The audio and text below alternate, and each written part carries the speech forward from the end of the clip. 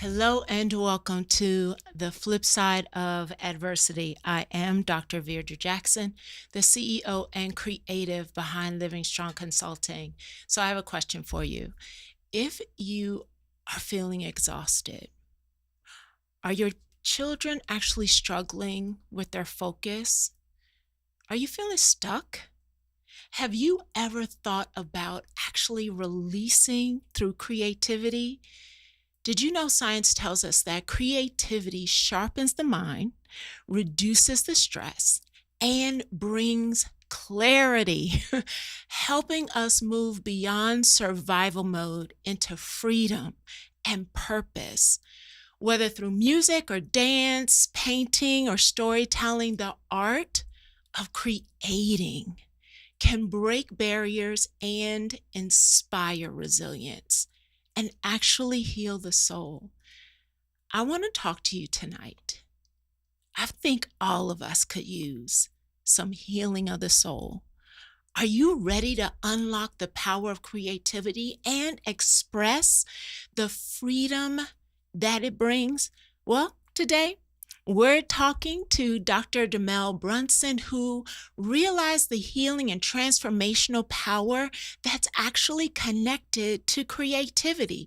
And that healing power can happen more than with therapy and the pulpit.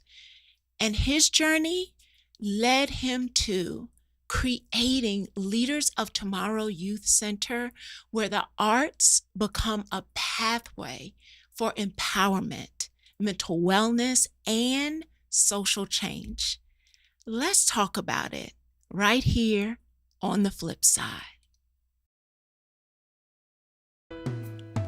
Trauma, toxic stress, broken habits, and hurting heart don't define destiny, but peace isn't passive. It requires an exchange. To create a flip and access peace in the middle of the pieces, you are challenged to make an exchange of the lies that have kept you mentally hostage in basement moments. Resilience isn't about bouncing back, but bouncing forward. Living Strong, the flip side of adversity, brings powerful stories and fearless conversations from experts in the field of business, relationships, emotional, physical, and mental health, and faith-based communities. Each episode creates a brave space with powerful tools from authentic connections. Tune in as we dig in with Dr. Jackson on the flip side of adversity.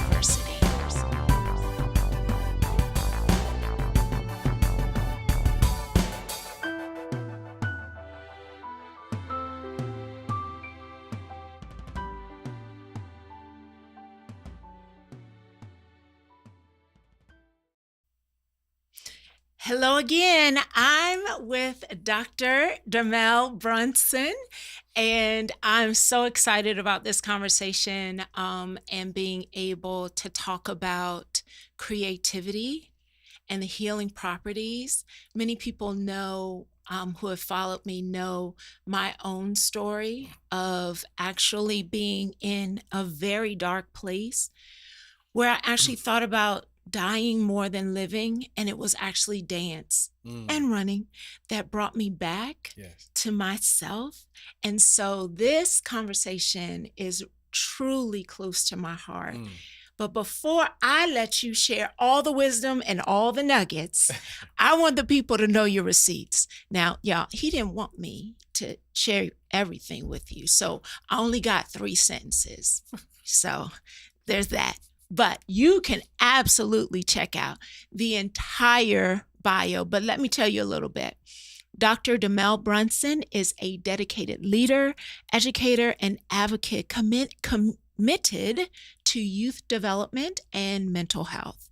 As the founder of Leaders of Tomorrow Youth Center, he has created impactful programs and empowered young people through the arts, life skills training, and leadership development. With a doctorate in clinical counseling, Dr. Brunson's mission is to inspire youth to maximize their strengths, make meaningful decisions, and build stronger communities. Welcome to the flip side of Adversity, Dr. Brunson. He's Thank you going to for kill having me, y'all. Thank you for having me here. Yes. I really appreciate being here. This is great. It's a good, cozy environment in here. Yes. Smells good. Yes. I like it. We try. We Yes, try. this is what I am used to here. I like this. I like this. So, with everything that's going on, and if anybody just got the news report that just flashed up on my phone, the state of serving children well is in danger. And so another reason why I am so excited that you're here is that your approach is connected to expression. And when we know trauma and toxic stress is in the body, expression, creativity, movement releases all of that. Mm-hmm. So I'm curious how you got to this spot with such a passion and actually getting connected to this work. First of all, again, thank you for having me. I really appreciate being here and having this conversation with you. I like how you said serving children well, right? Yeah. Because that's the part we're missing. Well, Right. We've been doing it, and there's some structures there that we may or may not believe in, and are we doing it well? Mm-hmm. And so I know as a young man, I felt like the people in my life, my parents first, and my family, and church, and teachers, and educators, and coaches, and mentors, they really did me well because they allowed us to be plugged into creative opportunities. Yeah. And athletic opportunities, as you mentioned, running earlier as well. So us being involved in community sports and group sports and structured sports was very important to get that physicality. Mm-hmm. But the things that really made us feel good and made me feel good specifically were the performing and creative arts, music. I love music and all the arts, Yeah. And so it really is a point to say well, because that's the well-rounded child. We must include the arts as a part of their development. There's no way for us to develop children and not give them an option of music or theater or creative writing or fashion and cosmetology or culinary arts. And we got to get them in the mix, Doc. We got to get them in the mix. But so we're like-minded, but this is an international show, right? So I want to make sure that we don't make any assumptions. Mm-hmm. Can you help our listeners understand why it's so important for young people? Why is that connected to well? Because the music, the arts, theater, dance in general are going to help a different spirit current run through us, right? It's something that moves through us. Yeah. So down at soul work, right? The arts connect to soul work. Yeah. And so how can we account our young people as being well and not check into what's happening emotionally, mentally, spiritually, the whole thing? And when we say spirit, we're not talking about religion, right? We're just talking about the fact of the spirit moving through all of us to keep our soul going.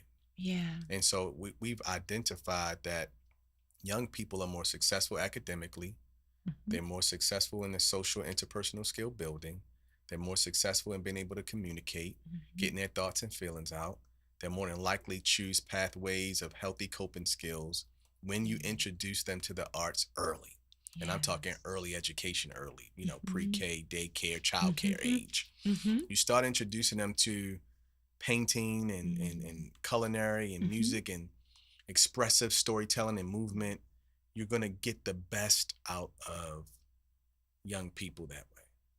But aren't those things the first things that get cut? The first thing, which is wild. Wild, right? The exact first. The brain science, it doesn't even track brain science. It's and ridiculous. Everything that neuroscience tells us that is connected to healthy pathways, healthy resilience building, healthy grounding, regulation.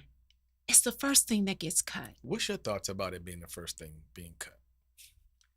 Well, because I know education is in your background, and I know you probably have a real thing to say about that. So you know what? My challenge is that because we're like-minded, it baffles me. But I also understand that if you don't understand the science, then you're potentially making an assumption that it's extracurricular There we go. when it's actually central. There we go. And so when we understand that it's central, and Yes. when we understand that social emotional learning, grounding, regulation, even Mhm. if you understand the science that self-regulation is the number one indicator Mhm. Mhm. for academic success. Mhm. When you get a drum and you've got rhythm, you've got expression, you feel free, Mhm. you're authentically yourself. Mhm. I See? could go on and on. See? I could go on and on. And you said the best thing is we school systems, especially in America, because we have international listeners, school Mhm. systems are connected because of federal funding through a lot of data collection. Mhm. And so when you get into data collection, you get into test scores, you get into benchmarks, you Mhm. get into, right? Now you become hyper focused on the things that you see as important, and then you call the real important stuff extracurricular, Right. right? Right. And we've even seen, and sometimes in certain districts, and we're in Baltimore, based in Mhm. Baltimore, serve all of Maryland, DC, Hampton Roads, Virginia. And we've seen in school districts over the years, Mhm. even times where phys ed and lunch, Yes. where you have social period, Mhm. being Mhm. quenched down and Yeah. taken for granted, or you got a lunchroom where you're telling kids, be quiet. The only space Eat your food and be quiet. You're like, no, like, what do you the mean? only spot You've that been they telling could us be express quiet all day in math themselves. and reading and Yeah. writing. Yeah. So now you're telling us to be quiet. And lunch is Mhm. the social time. We got to learn how to be with people. And so now we're concerned Yeah. because we see young people hyper focused on their phone or device. They don't know how to make eye I got contact. They don't know how to speak. And even when they're working in a fast food spot or a store, Target or Walmart, they can't engage Yeah. because they haven't been cultivated in that way. And literally the rewiring of the brain from all of the residue of years in isolation behind masks, screen on, screen off, Mm-hmm. muted, all of that stuff. We literally have to rewire. And so I've been asked in the past to really speak to anxiety in young people, but you have all of the dots for me, right? So pastor, I was a youth pastor for yes. several years. Mm-hmm. Yes. Yeah. Uh doctorate in clinical Mm-hmm. therapy. Yep. Clinical counseling. Yes, Same thing. clinical counseling Yes. and musician. Yes. All the docs. Check, check, check, check. And so your thought, your approach is healing can happen in more places than the pulpit Mhm, or the therapy space. mhm, It can become an integrated experience. mhm. And I feel like that is happening at Leaders of Tomorrow Youth Center. Can you tell us? We pray that it is. We pray that Yeah, it is. yeah. We're giving it our best. We believe in it. We Mhm. know that young people do well when they're operating in a strength-based environment. And what better place to put them in a strength-based environment than to include the innate abilities through the power of the arts. So back to that soul work, Yeah. right? Because you can be trained in the arts and you can have skill building that you acquire over time. But the magic for young people is always that twinkle in their eye Mm. when you see them doing well at something. And we have to get out of the habit of accusing young people of doing so many awful things. We need to accuse young people of being well. We need to Yeah. accuse them of being successful. We need to accuse them of being sharp. We need to accuse them of being great. And if we can accuse them through the arts, through Mhm. exposure, now we're able to maybe move that current and that needle a little progressively forward. And that's all we're trying to Mhm. do at LTYC. We want to go into Mhm. schools.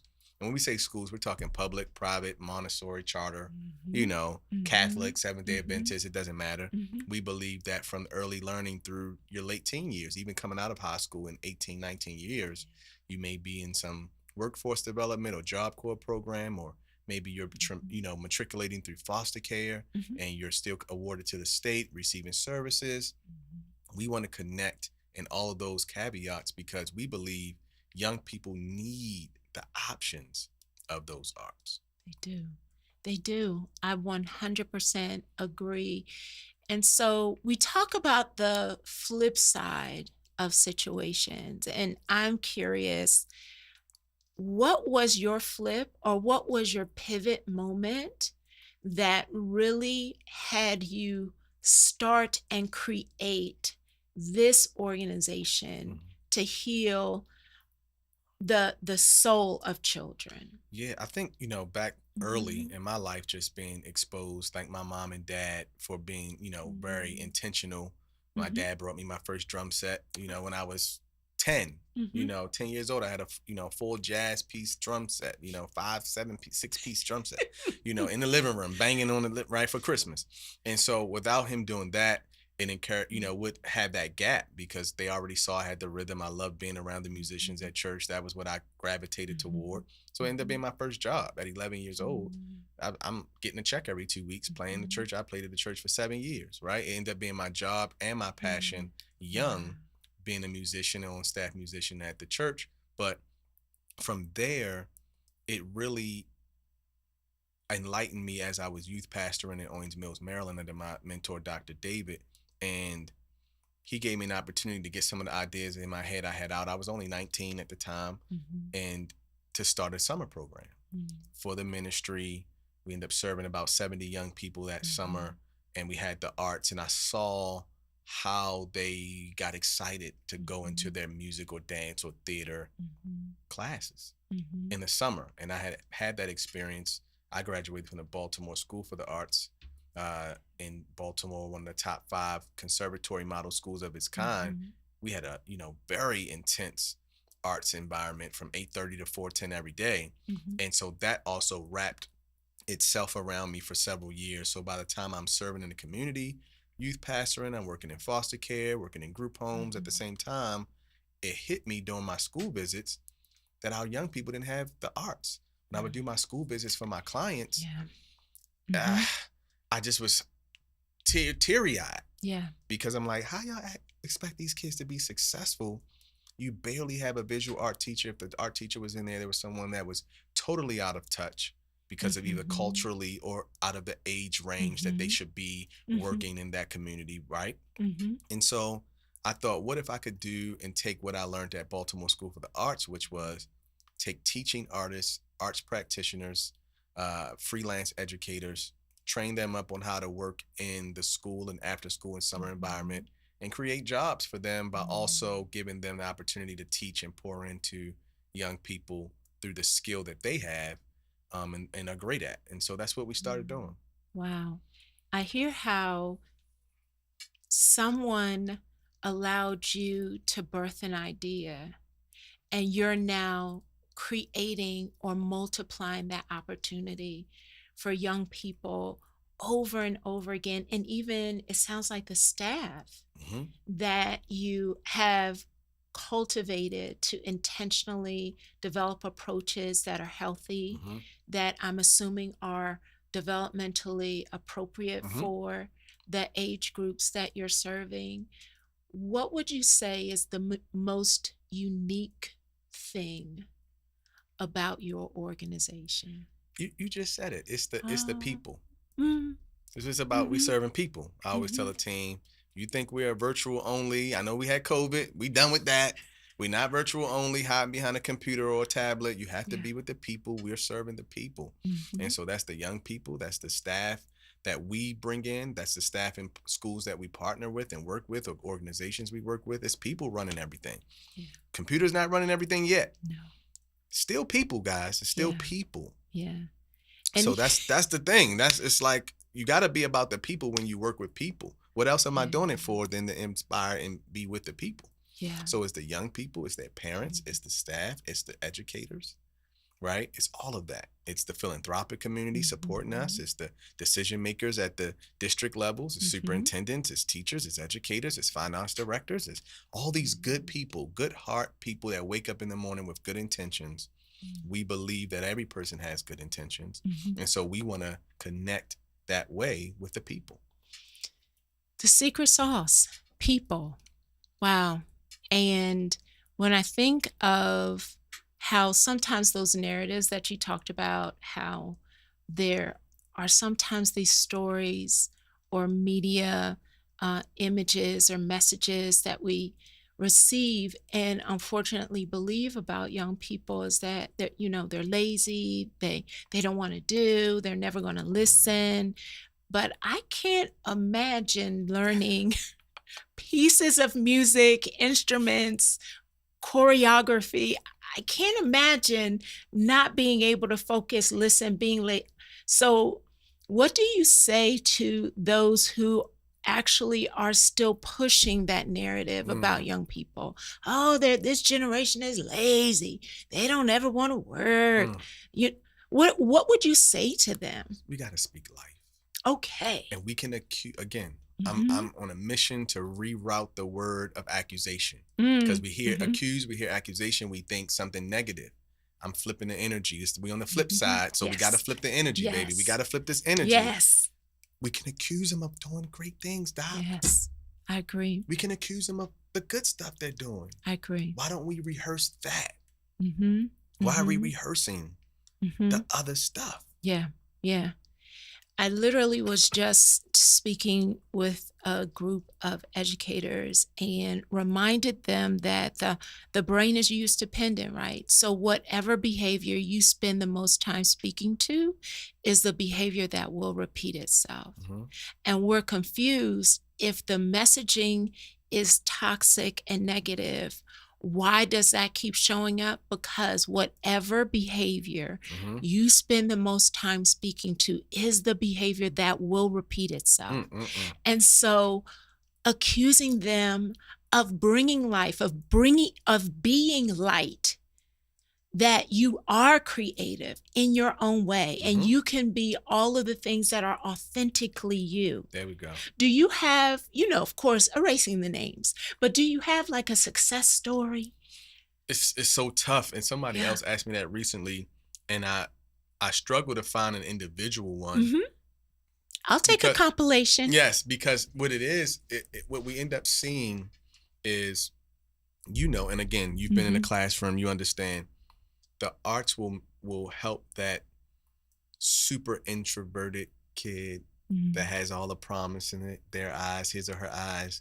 The arts give them something to glean to, look forward to, Hmm. and you can see over time, Hmm. right? The development of their cognitive ability, their Yes. social abilities, Hmm. just from being in a painting class, Hmm. just from having that dance class. And so I remember when we first started out, there were um, young people who hadn't been exposed to a particular art, Hmm. but were interested in it. And if we were afforded an opportunity to serve at that school or that YMCA, rec center, whatever it was, church, how over the periods of the sessions, they would literally, young people are growing fast anyway. I saw my cousin 1 month and he was shorter than me. I saw this little ninja 3 months later, and I'm looking up to him. I'm like, what are y'all feeding Shorty? Send the What food. are y'all doing? Like, this is something ain't right. But kids, had that growth spurt and that sprout. Hmm. And so it's like that socially. Hmm. It's like that can be that academically. Hmm. We expect for them to do it because that's why we're testing them. Hmm. Hmm. We're always testing them because we Hmm. think they're supposed to acquire everything so quickly. So why not put them in the spaces? So those success stories are rooted in that type of maturation that we see in young people across Baltimore, DC, and now recently Virginia. The relationship building part is also the success stories for us. We've, supported young people with getting auditions to other school programs or into summer programs, or we've, been sponsors and charitable sponsors for young people to enjoy away summer programs. Hmm. Just a month ago, we took a group of young people to the Hippodrome Theater in Baltimore to see The Lion King, which is the Yes. world's #1 musical, The Yes. Lion King. And Yes. so those types of Hmm. things you see Hmm. kids' brain spark. They Yeah. then maybe they don't want to be on stage, but they're noticing the lighting. Hmm. They're noticing the sound engineer, Right. right? They're noticing the orchestra at the bottom of the pit under the stage. And so those things you Hmm. start to see the Hmm. antecedents of Mhm. planting this in them sprout really quickly, because now you're in 13-year old, you're 14 years old, you're now deciding about what you want to Mhm. do for your life. This just inspired you, Right. right? And so you see it in real time. The parents too, the Mhm. parents Mhm. become involved more, right? Mhm. Something to cheer about, something to be glad about. Your son is in the choir, they're playing the instruments, they Yes. have a performance, right? Last month we had Black History performances. You Yes. get to get that thing. It's Yes. real instant gratification Mhm. that's really supportive to strength building, Mhm. right? Because we're strength based. So that it's really hard, Doc, to say, Mhm.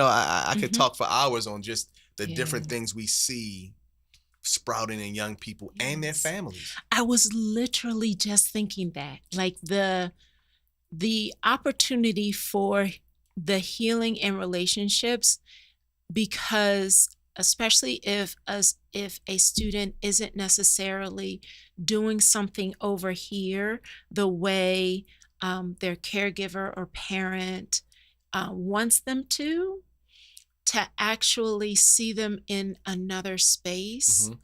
and it may be the first time that that child or student sees their parent cheering for them Mm. Mm-hmm. or applauding for them, Mm-hmm. and in that moment rewrites a relationship Mm-hmm. narrative. Mm-hmm.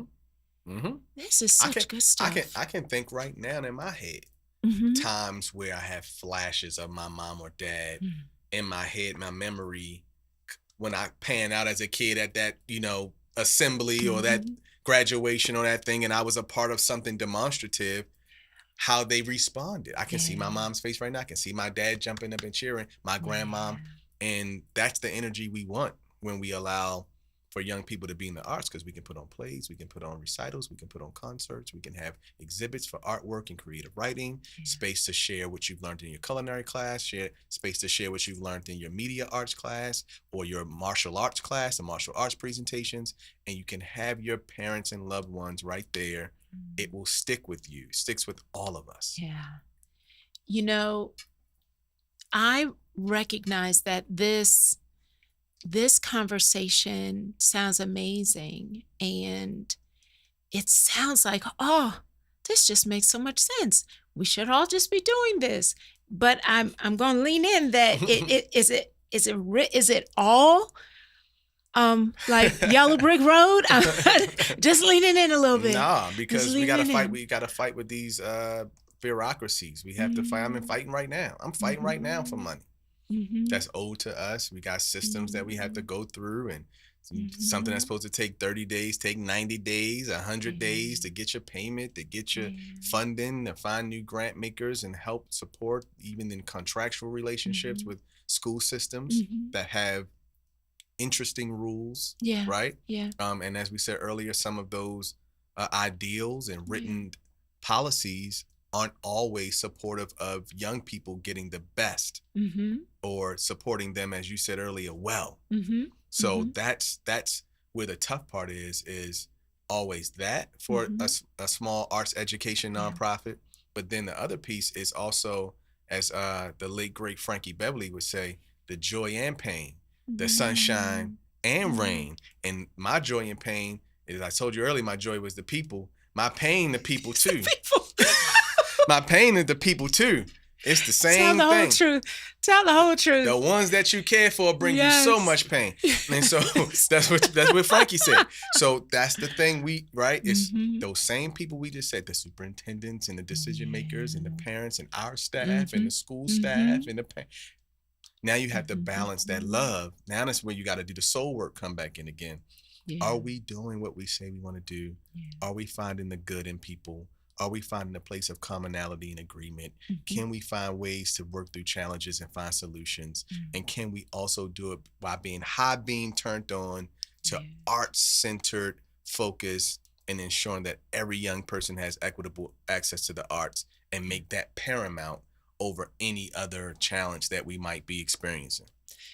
But that in and of itself is an actual invaluable life lesson for young people as you're speaking about the hurdles, the ups, the downs, the obstacles. Mm-hmm.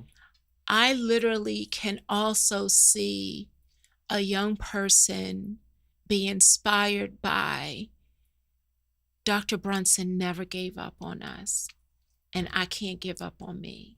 Like you literally give them the living example of endurance, perseverance, which if if you're going to learn anything in life is that there are going to constantly be obstacles. And you're living that example for them. And if there's anything that has people vulnerable, it's the arts. And so having the courage to stick to it, and somebody might reject you and you got to get back up, but you're modeling that for them. Doing our best, by the grace of God, it's one foot in front of the other, really.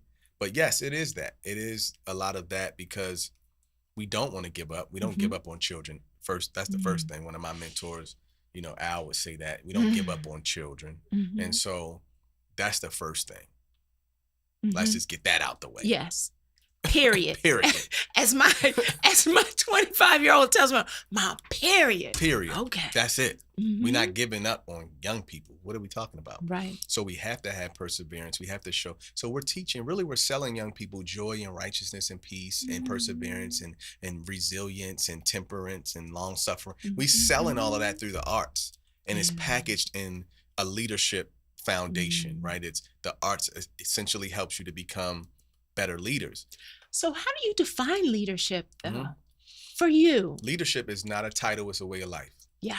It's how it's anything you're leading in. And people think, and actually the thing that I hate the most is probably the idea of titles and the pressure and the responsibility and all the things people don't realize when you're the CEO, when you're the top dog, right? When you're the principal, when you're they don't realize it. They be like, I want to be like Dr. B. Until. And right. And then they got to figure out the stuff when everyone else is sleeping, you up still figuring it out.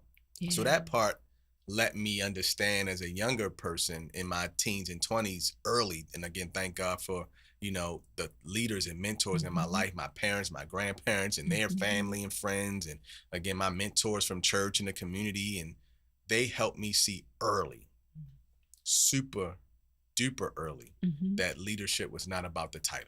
You have to be all the way in because it's not just if you have a business or if you are a leader of a movement or a church or anything, of a family. All of those are leadership roles. Yes.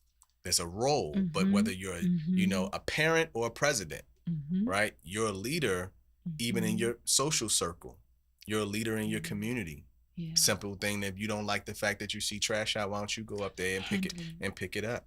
Don't walk by something and not be concerned. Yeah.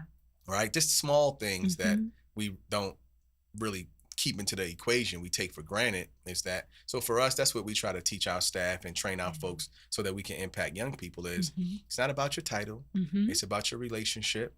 Life is about relationships, not title. Right? It's about relationship and decisions and the decisions we make about relationships. That's what life's about. Yeah. That's it. Right? Relationships are, as you referenced earlier, the secret sauce.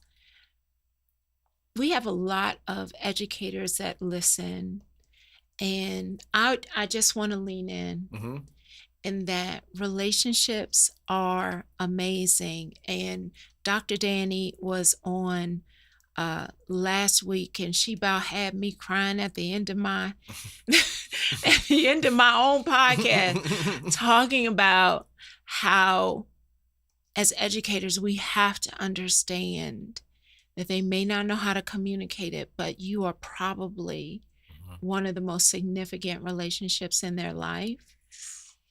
So I want you to actually speak to the educator that is encountering resistance. They're there. They want to offer, but they're experiencing resistance from the very young people that they are trying to reach. What do you say to that educator? I would say what my clinical leaders taught me when I was at Win Family Services serving and working in foster care and learning that model. One of the guys would say to go with the resistance. Explain. So a lot of times as adults, and I didn't understand it when I was a young person because it just felt like you just fighting the teacher or fighting the person that's in charge and they want to tell you what to do. But serving in the community helped me see that we all have a perspective. Don't matter. Listen, a 2-year-old in the crib has personality. Yes. Want you to come find, right? You got to teach a 2-year-old that don't hit. Don't share your cookies with your brother. You got to teach. So why do we think that as we all start to get older and develop and go through the process and the journey of life, that it's going to be just all peaches and cream and rosy, and you don't have to reinforce, right? And so what we learn is when a young person is showing you resistance, it's coming from a place. It has a source. It has a source. It has a memory. It has a meaning. It might have a trauma response. It might be some other thing. So you're paying attention to the behavior. We want to get past the behavior and get to the intention. The intention is good. They trying to be okay. Whatever that resilience is, resistance, whatever that is something going on that they are trying to be okay with it. So they're not resisting you. Right. This is again soul work. It's something happening even in that 6-year-old, even in that 16-year-old, even in that 25-year-old, right? It's all happening in all of us. And so if we go with it, now we're leaning into what the cause is and not what we think it should be. Because again, adults sometimes, as I was saying, we think the young people, y'all don't know. So I know when you acting like this, you need to be and do what I say. You have to be in a class, right? No, lay out the structure, lay out the limits, the rules, the consequences. Keep them accountable, positively reinforce them when it's necessary. And now you're in a dance where you're in a healthy, well manner. You're going with the resistance. We want to go against it. Even the most mild mannered educator, because everybody, we all have our different temperaments and different, right? Some people are melancholy, some people are choleric and sanguine. We all got our different thing, right? It's not about that. Even if you're the most lively, bubbly, demonstrative, always happy-go-lucky type of educator, or you're the melancholy, almost like the clear eyes, dry eyes commercial guy, right? You have a turn in your textbooks to page 27, right? Devin, please don't do that in the back of the classroom while I'm teaching. Movie? I don't know, but I know what you're talking Ferris about. Bueller. Yes. Please don't go. No, you cannot use the bathroom. Get a hall pass, and right? So even if you're that teacher, or you're the, hi guys, I'm here, everybody. Going with the resistance for a young person can be hard. Yes. Because you have a goal, you're trying to set order in your class, and hopefully your heart is to educate, enrich, inspire, right? Real teachers inspire anyway. It's not about the lesson you're going to remember, that quiz or test you. Nobody gets 45, 50, 60. You can think, you know what? There was a test I took when I was in the 10th grade. And I remember every question that was on that test. And I got an A- because I got 1.5 questions wrong. Now, nobody remembers the test from 10th grade. Are you kidding me? So that's not why you're educating anyway. Teachers are supposed to inspire. It's interesting that you say that, because I will be 56 this year, and I don't remember the questions on my chemistry test, but to this day, I remember the pocket protector, the white beard, the voice, and people who know my story know I remember everything about him from that moment he told me, you are beautiful. Why are you trying to go to college? Just get married. And I remember, like, the devil is a liar. This is a college preparatory. Like, what in the world are you saying to me? But I remember his face is crystal clear in my head. And so when you talk about being an inspiration, they won't remember the test, but they will remember you. depending on how you impacted them. Yep. Because we remember how we feel. Yes. Which is a thing that's in us. It's also, we have to do a lot of work to be able to pay attention to the principle of a thing and the nugget of a thing, and then ignore how it made us feel. But innately, human beings, we're going to remember how we were made to feel. Right? So I need the clinical side, because I've got educators who literally are exhausted, and they're like, "This dude wants me to look past what? Right? How do I protect myself while I genuinely, because I keep coming back to work every day, like I genuinely want to get past this resistance, resilience thing. But how do I protect myself without armoring up? Well, the armor is love. So you got to start with that armor with everything, especially again with people. I know we don't like talking. I don't know how we got away from this over the decade, but it's people first. So it's got to be first. That's the armor. That's love. That the armor is actually love, not anger. No. Yes. Got to be love. Got to be love. Then the next thing is, for young people, structure. Break it down. Believe it or not, young people crave structure. Even if they're being resistant, even if they're being obstinate, even if they're being arrogant, even if they're being mouthy, and then they get to that phase at 10, 11, 12, 13, where we all get a little mouthy, they really asking, please help me out with this. Please structure this for me. Why I feel like this? Miss Jack, please help me. That's all they saying. Yeah. So we have to choose a path of finding the good in them while still creating structure. Now, we're not talking about letting kids do whatever they want. Right. Well, I'm going to make this very clear. That is not with the cloth. Because I don't want any emails after No, that is not what we're talking about. Thank you. We're not saying that music and dance and them having that expression is going to take away the need for, important structures in their life. No, we're saying that in classwork, whether you're doing arts, whether you're doing science, whether you're doing phys ed, whether you're doing reading, math, and writing, the structure is what's your friend. That's your friend. It's structure, because you start with love. The love, and recognizing that no matter if this is a 5-year-old or 15-year-old, something is happening inside that you don't know about. You just don't know. Yes. We don't know. So now my job is to connect with you through relationship, because I can get you to do more in my classroom through my relationship building process, or my authenticity, as you mentioned earlier. If I can be authentic, if you as the educator have created an environment of comfort and safe zone and authenticity, then now I can be, as the student, more receptive to that authenticity that you've created. You set the tone. Yes. Two of my favorite friends first, but are educators. Elementary, both came up in elementary. I learned something in both of their classes that we tried to inspire our arts educators to use. They both worked in public schools, one in the Baltimore City public school system, who is now working in the school system in Atlanta. Another young lady worked in the DC public school system.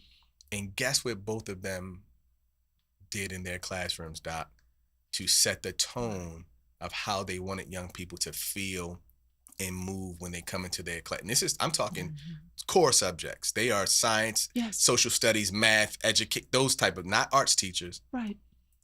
Turn the damn fluorescent lights off, because they're overstimulating. My people. Turn the lights off. Put on a lamp. Yes. Or a candle. Or even cover them with colors. Cover them with colors. Give me that. Cover them with colors. People. Cover them with colors, and have some light music playing. Yes. Because music creates an environment. An environment creates feelings. Environment creates feelings. What you see, what you hear, what you smell, how something, it'll create a feeling. Sensory move. So now I've turned these hot, loud fluorescent lights off for kids that I'm asking to be calm and not jump up and down, even though we done fed them sugar and junk and grease and garbage and chocolate milk and all of this stuff. And then we tell them to sit down and come learn.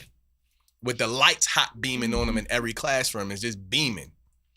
They taught me, they said, Yeah. I went to their classroom, I said, why the lights off? Keeps the kids calm. I said, get the hell out of here. Yes. And I Yes. said, you know what? You're right. They don't even turn them on.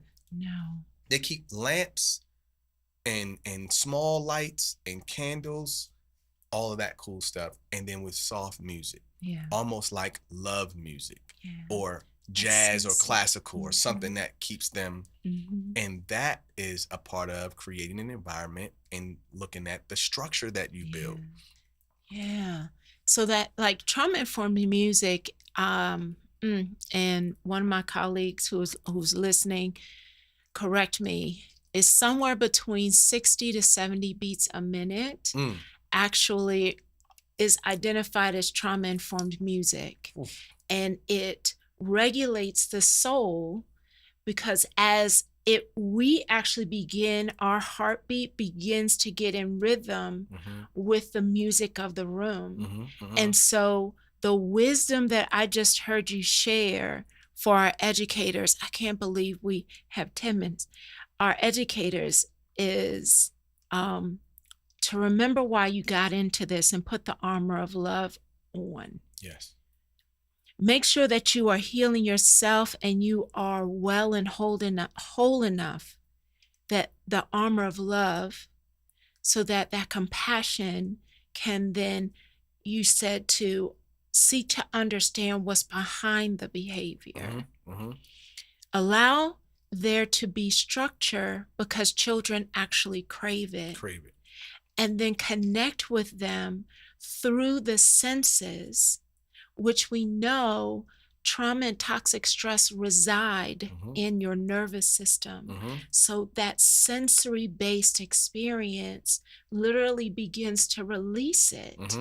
And when you create, what I'm hearing is the culture or the climate, children will begin to lean into that own resistance / resilience that's in them. Because I called it that, probably just, a Freudian slip, only because what I noticed that, and especially in the urban community where we worked, the young people who seemed to be the most resistant and oppositional defiant as they started diagnosing them years ago. Oh, and still, and unfortunately. still, but it really started, when you peel back the layers, Doc, you have conversation with them, you meet the family, you hear the story.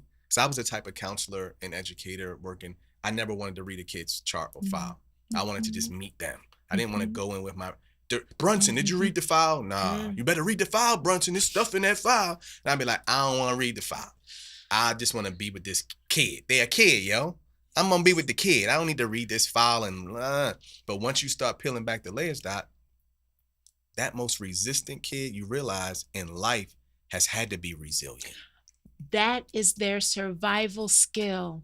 When you start hearing the stuff, you be like, oh, now I know why you acting like this.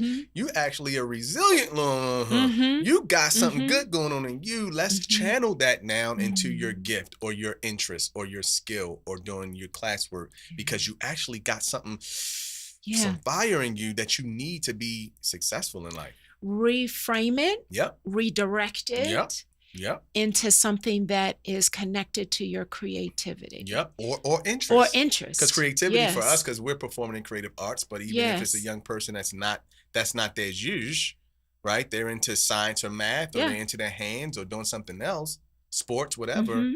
Let's channel that resilience the correct way. Because that's really what you're showing. You're showing how resilient you are when you start hearing the stories of why a person is responding the way they are with their home environment, their community environment, what might be cognitive delays, developmental delays, things that aren't always diagnosed or misdiagnosed or not, we learn a lot about that.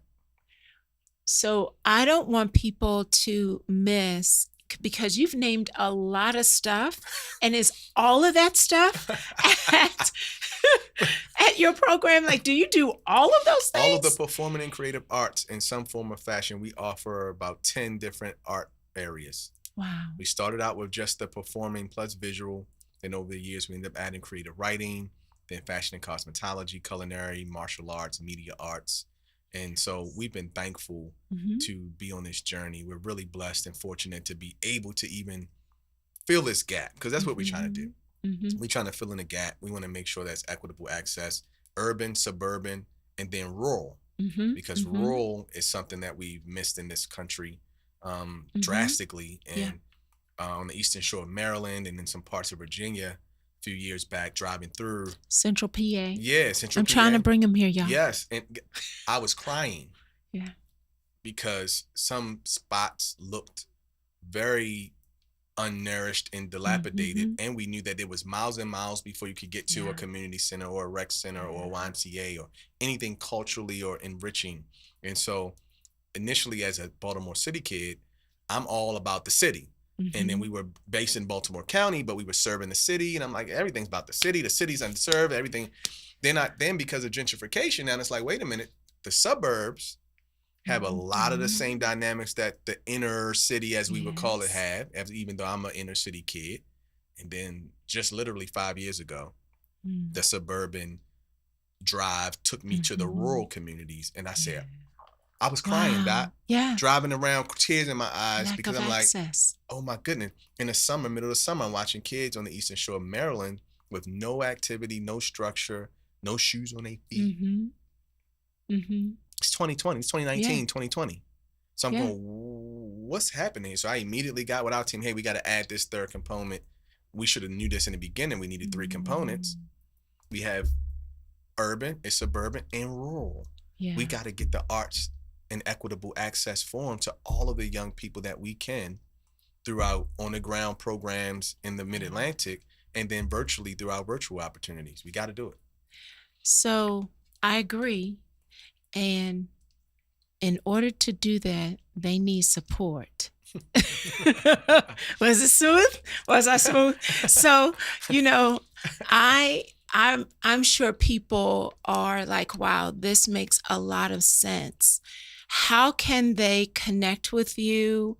Um, do you come and actually speak at schools, those who aren't in that immediate area, Mhm. to help educators, administrators, leaders? Because there really are some administrators who really do understand at their core Mhm. that this is all interconnected. Yeah. Do you travel to actually speak and guide, instruct? Absolutely. If Okay. I'm asked and it Mhm. makes sense for scheduling and relationship building, we're in. And as you know, I'm Okay. an in person type of guy. That's why Yes. I'm here today. Yes. So I love to be in that. Again, the people. Mhm. We Mhm. gotta serve the Mhm. people. It's Mhm. all about the people. I love it. I So love that's it. what we're doing. And so yes, we do that. And for me, we have an amazing team. We give a shout out to our team, LTYC, all of our leadership folks, our board, our consultants, advisors, Mm. accountants, legal team, everybody that Mhm. works with LTYC or has over the last decade and a half of Mhm. us having a strong drive in the school system. It's been very much important to us where Mhm. we can have that family dynamic, and they're great. We're Yeah. really blessed to have such a great instructional staff, our instructors, our Mhm. interns, Mhm. all of our instructional assistants, volunteers, Yeah. leadership team, trainers, Yeah. all types of good people, Doc, have been, coming our way. So Yeah. that's really what it's all about for me.